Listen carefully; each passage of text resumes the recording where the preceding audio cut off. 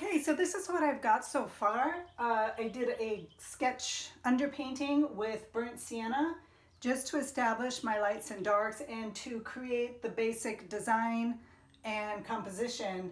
What I'm looking to do at this stage is get a nice S-shaped curve flowing through. It's a great way to lead the eye into the painting. You want to lead them to your focal point, which I'm going to establish right here. As you can see, I have my lightest light and my darkest dark, and I will work this area as I'm painting to establish a strong focal area. And I think it's going to turn out all right. So on my palette, I'm going to be creating my shadow colors, and I use basically ultramarine blue with burnt sienna. You can get a very strong dark. And I'm not going to go too dark. I'm going to keep it kind of in the mid-tone, just kind of a deep brown color. Although here, I guess on the palette with the lighting that I have, it looks pretty dark. We'll see when we get it on the canvas. I'm going to start with this and just go through and play around with the darks. And then I'll be working with, starting from the back of the painting with the sky and moving forward and putting in the basic colors.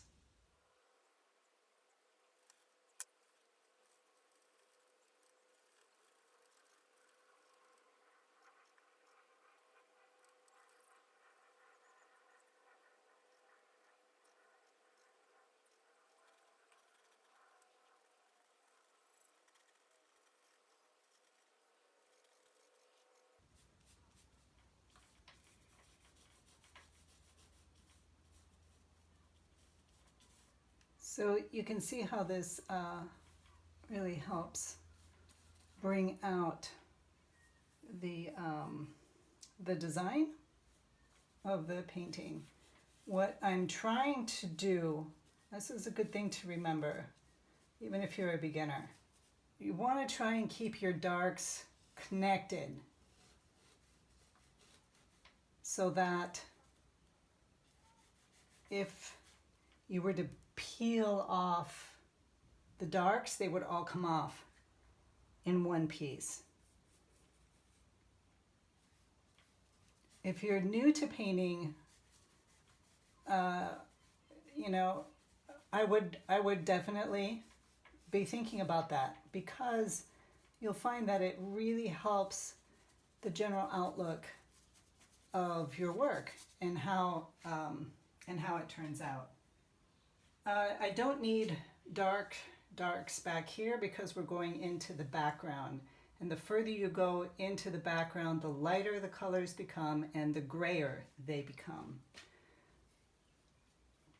The closer we are, you know, up in this area, the darks are very dark and the lights become very light. So there's a high contrast in the value structure towards the front and the foreground especially, and also you can use that as a vantage point to emphasize your focal area, and that's just one of the tricks.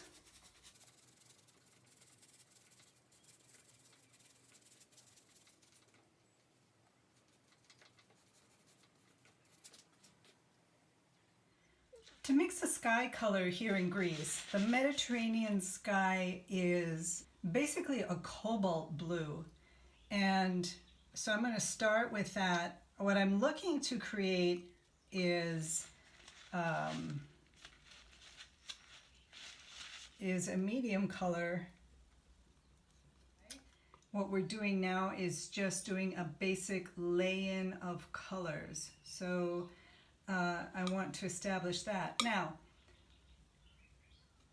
rarely will you ever paint a sky with just blue and white on its own. The blue is too strong. It it becomes glaring in a painting. And so you want to gray it down just a little bit.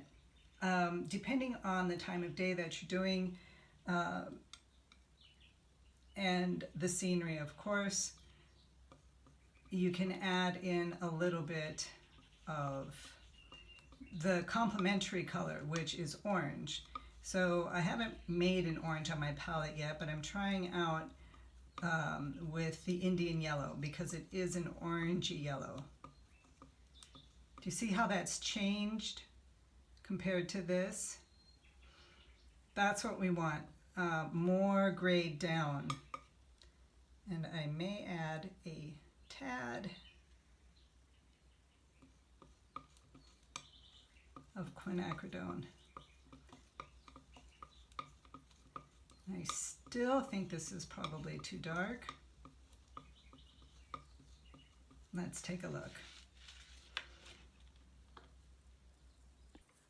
I'm adding just a little bit more white to the sky color. It's still too dark.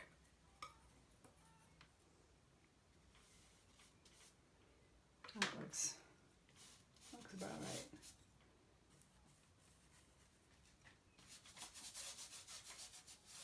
So this part of the painting is just laying in colors, just to get a general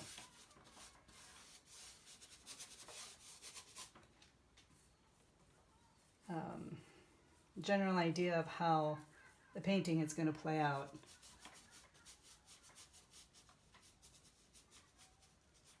Everything can be done roughly. We are looking at the shapes. The sky is one shape.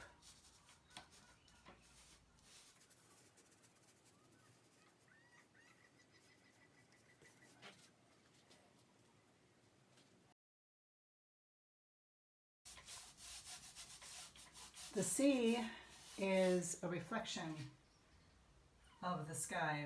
Water is a mirror. And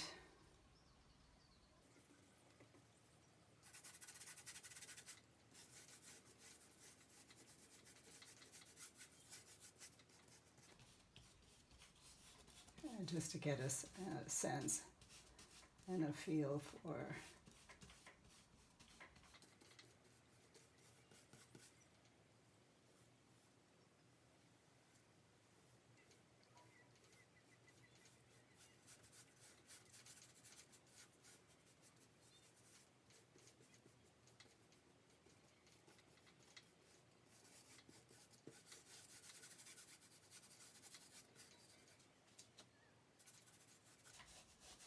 here I'm putting in for those background landmass, the peninsula of Sithonia,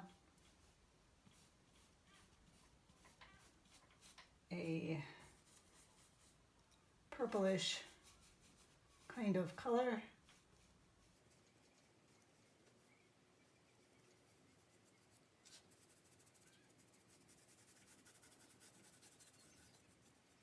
The farther you go into the distance, certain colors disappear.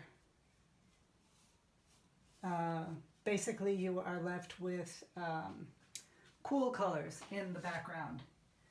So in order for a two-dimensional painting to have depth, you need to be aware of how that works.